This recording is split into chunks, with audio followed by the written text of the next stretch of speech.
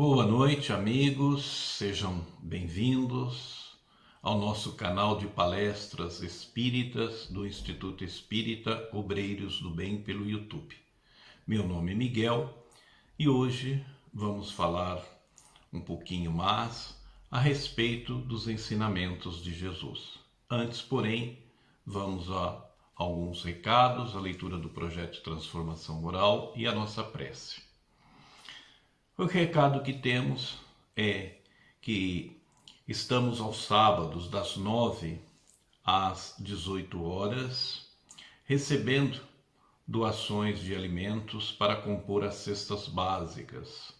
Continuamos com esse trabalho de distribuição das cestas básicas a famílias carentes, principalmente agora o número de famílias tem aumentado frente à pandemia. E também estamos na campanha do agasalho. Então você que deseja doar um cobertor, uma manta, uma blusa, um agasalho, é só trazer também aos sábados. Temos a nossa livraria pelo site. Você pode ir lá consultar o catálogo de livros, fazer o seu pedido, pagamento e receber via Sedex. Na nossa casa nós temos o projeto Transformação Moral e cada semana é um tema. Esta semana é a semana da autenticidade. Reconhecê-los-ei pelos princípios da verdadeira caridade que eles ensinarão e praticarão. Evangelho segundo o Espiritismo, capítulo 10, item 4. Amigos, a jornada que todos os aprendizes do Evangelho de Jesus abraçam, onde se busca compreender, perdoar e amar, exige disciplina e perseverança. Qual chama de vela que oscila a incandescência ao sabor de vento brando, porém que nunca se apaga.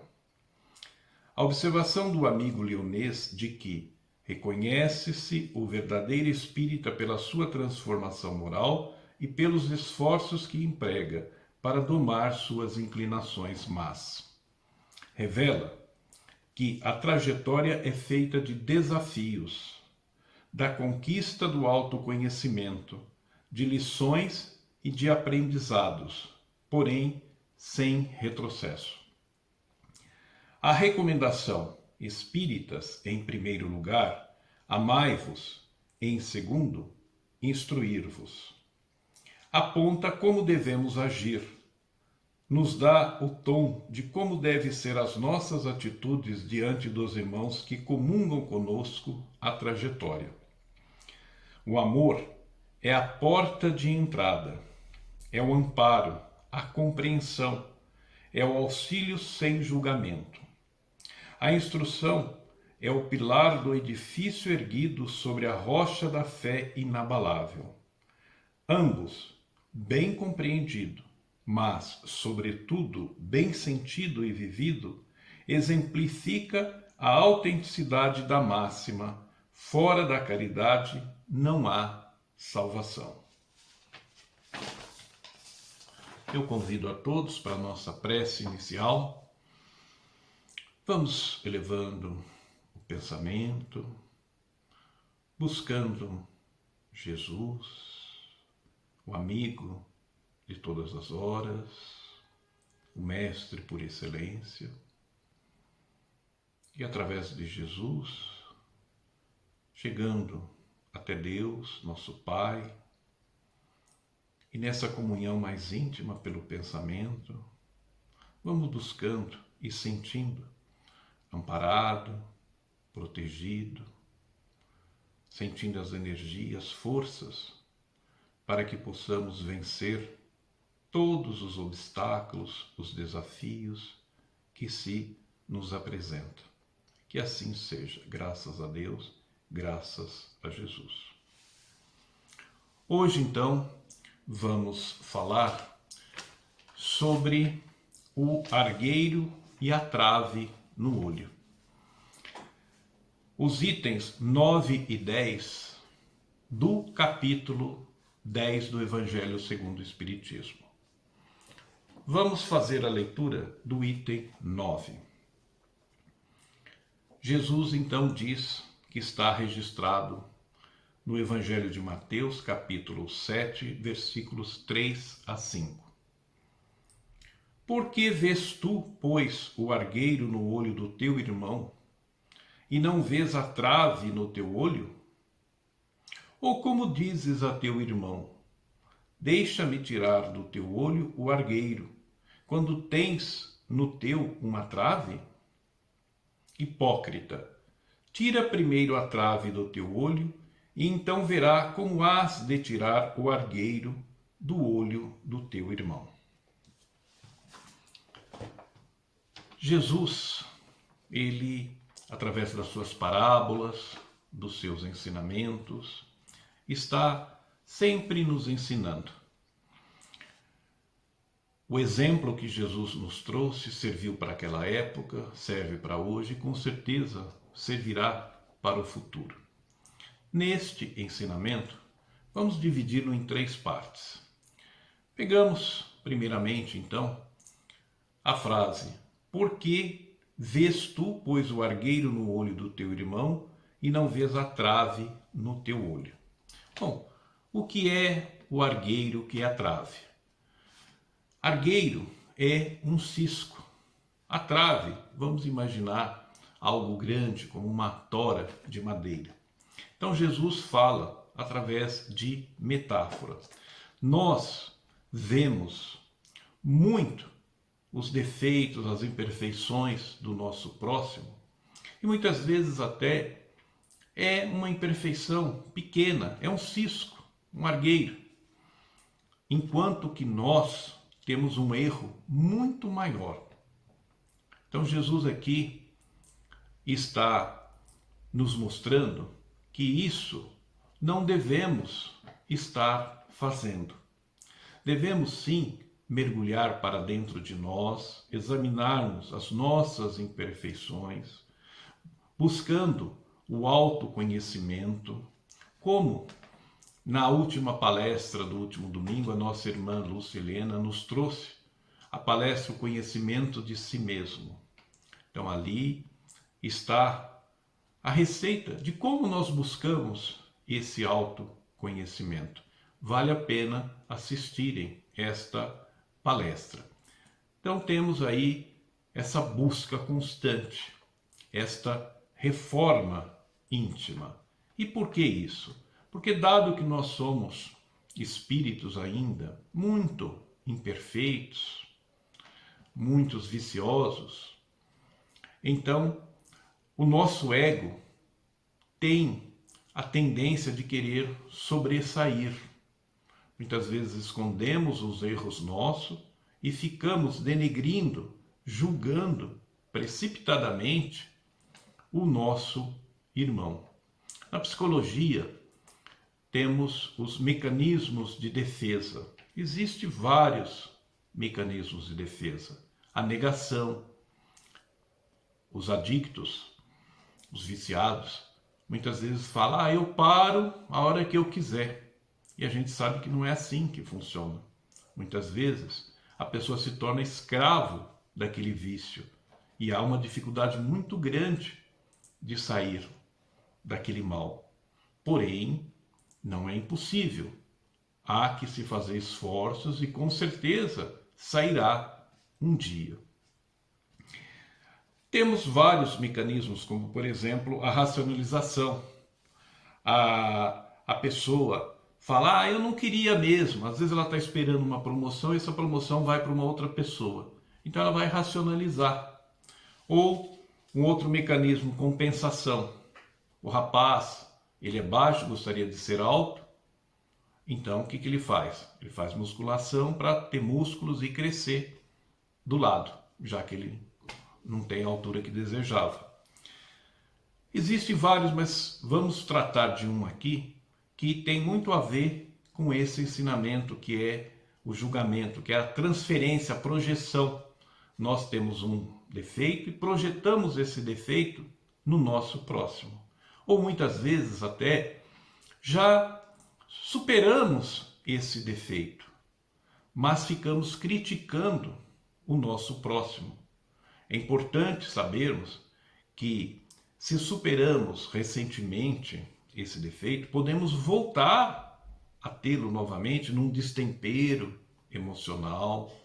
Então, o importante é evitarmos este julgamento, agirmos com humildade, reconhecendo as imperfeições do próximo, mas evitando de denegrir, de falar mal. Vejamos uma questão de como tratar quando nós vemos o erro no nosso próximo. No Livro dos Espíritos, há uma questão, no capítulo da perfeição moral, a questão 903. Kardec pergunta: alguém pode ser culpado por estudar os defeitos alheios? E os espíritos então respondem: se for para criticá-los e divulgá-los, aquele que o faz é culpado, porque isso é faltar com a caridade. Porém, se ele fizer esse estudo para daí tirar algum proveito, para evitar cometer os mesmos erros, tal estudo poderá ter alguma utilidade. Então, é isso que estamos dizendo. Olhamos o defeito do próximo, mas vamos evitar de cometê-los. Vamos examinar o nosso comportamento. Porque é importante termos autoridade moral. Se você comete o mesmo erro e vai julgar e falar com o próximo, você não tem autoridade. Vamos imaginar aqui um pai ou uma mãe que vai falar para o seu filho ali dos seus 14 anos que é ruim fumar, dá câncer, prejudica todo o seu aparelho respiratório, mas aquele pai, aquela mãe vive fumando. Ou um outro exemplo, o pai, a mãe fala: olha filho, não fala palavrão, mas ele ali está dirigindo o carro, leva uma fechada e solta um palavrão. Então, que autoridade moral esses pais têm? Importante não cometer o mesmo erro. Quando nós criticamos, julgamos, denegrindo a imagem do próximo, nós estamos, como foi dito aqui, faltando com a caridade.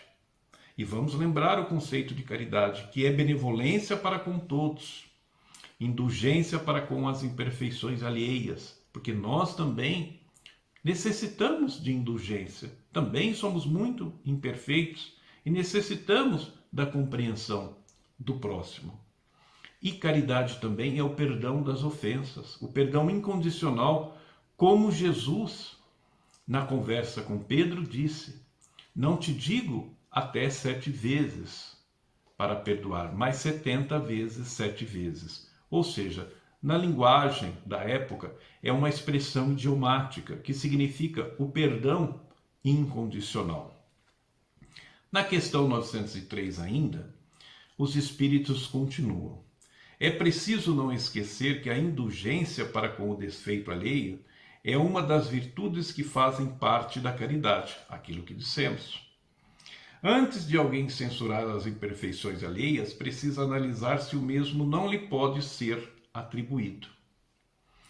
E no final dessa resposta, ela é longa, depois vocês podem ler com calma, mas a última frase diz: resumindo, o homem deve proceder de modo que essas palavras de Jesus não possam ser aplicadas a ele.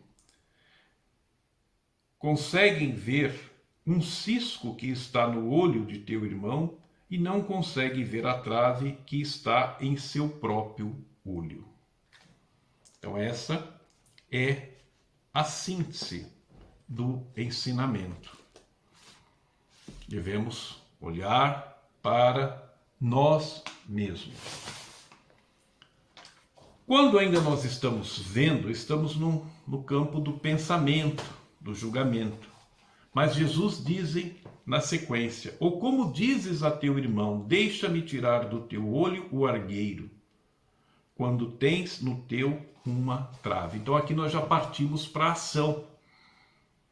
de dizer para a pessoa, e muitas vezes dizemos, não é?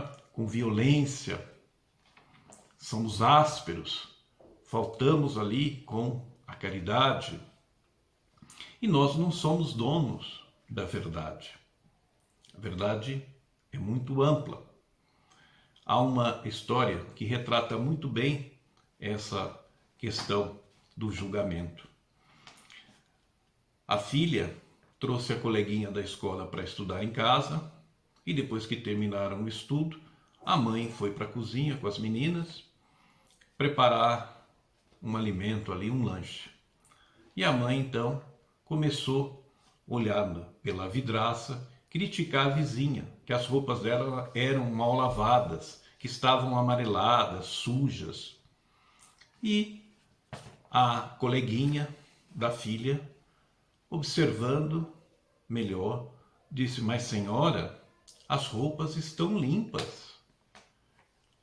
O que está acontecendo é a sua vidraça que está suja. E aí a vizinha, ou melhor, a mãe se admirou, não é? Ficou surpresa.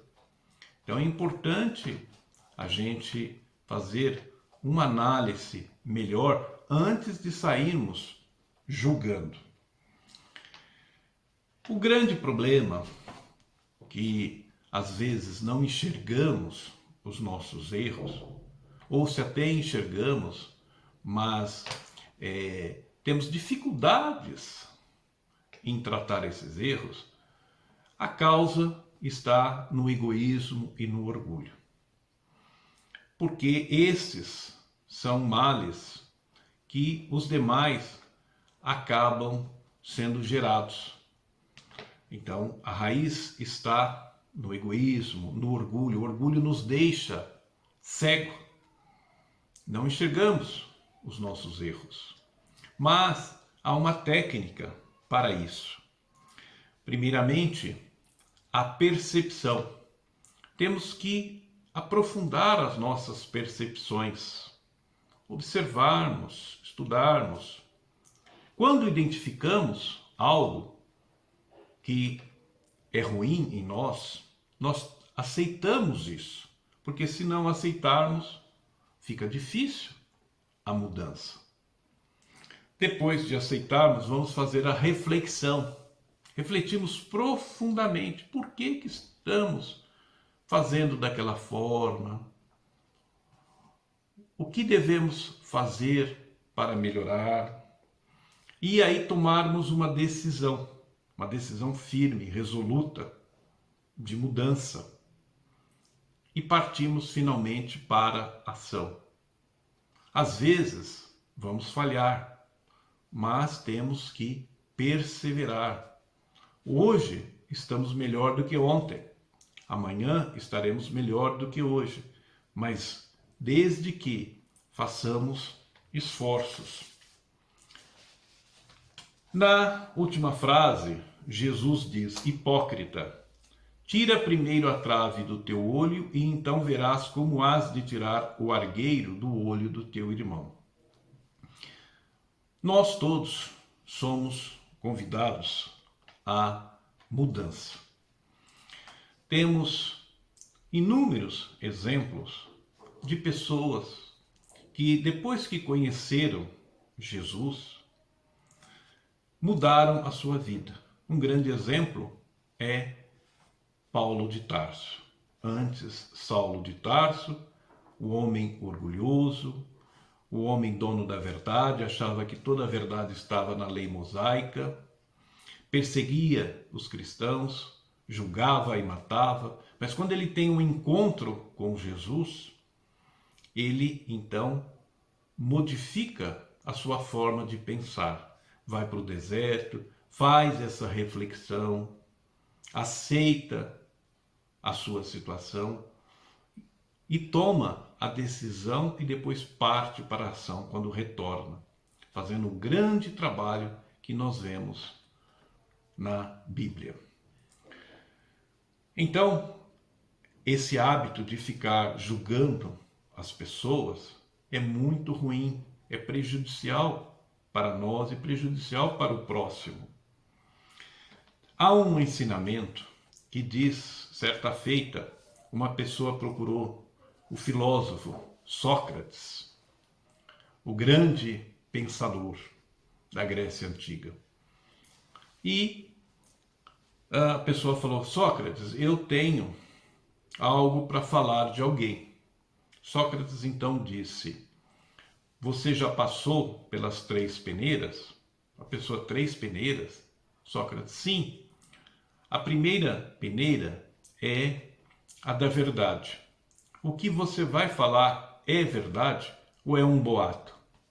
Ou simplesmente você ouviu falar? A pessoa diz: não, realmente eu constatei, é verdade. Sócrates então fala da segunda peneira. O que você vai falar é bom? É bom para o seu próximo? É bom para você? É bom para mim? É bom para a coletividade? Se for bom, então você fala. Aí a pessoa diz: é bom. E Sócrates então fala a terceira peneira. Tem necessidade de você falar? Porque se não tem necessidade, é melhor se calar. Vai ser uma fofoca a menos. Com esse ensinamento de Sócrates, possamos nós também, ao vermos o erro do nosso próximo, parar, refletir e fazer esse exercício das 3 peneiras. E quando a gente constatar que não é verdade, que não é bom, não tem necessidade, nos calamos. Quando julgamos, muitas vezes, como diz aqui, temos um erro muito maior. Vamos lembrar daquele ensinamento de Jesus da mulher adúltera, quando os escribas e os fariseus trazem até Jesus uma mulher que foi pega em adultério. E eles dizem então a Jesus para tentá-lo: mestre, essa mulher foi pega em adultério e a lei de Moisés diz que devemos apedrejá-la. O que o Senhor diz? Jesus, então, pensativo, agacha-se e começa a escrever na areia. E eles insistem. Jesus, então, levanta e diz aquela famosa frase que muitos de nós conhecemos: atire a primeira pedra aquele que nunca pecou. E diz lá no Evangelho que todos vão embora, começando dos mais velhos, portanto, os que tinham mais pecados, mais erros. E Jesus então aproxima-se da mulher e diz: cadê aqueles que estavam te julgando? E ela diz: se foram, Jesus. E Jesus disse: eu também não te acuso. Vá e não peques mais. Então que esse vá de Jesus possa servir para todos nós, que nós evitemos de ficar cometendo os mesmos erros, principalmente este de julgarmos. E assim vamos à nossa prece final. Que possamos, como diz o nosso projeto de transformação moral desta semana, sermos autênticos conosco mesmo. Que possamos fazer esforços de melhora na prática do bem. Que possamos mergulhar no pensamento de Jesus todos os dias, lendo uma página, adquirindo um ensinamento, uma lição, e assim caminhando, progredindo, melhorando, e ao final do dia possamos, ao encostar a nossa cabeça no travesseiro, estarmos em paz conosco mesmo, com a consciência tranquila e o sentimento do dever cumprido. Que assim seja, graças a Deus, graças a Jesus. Amigos, uma boa noite, fiquem com Deus e até a próxima.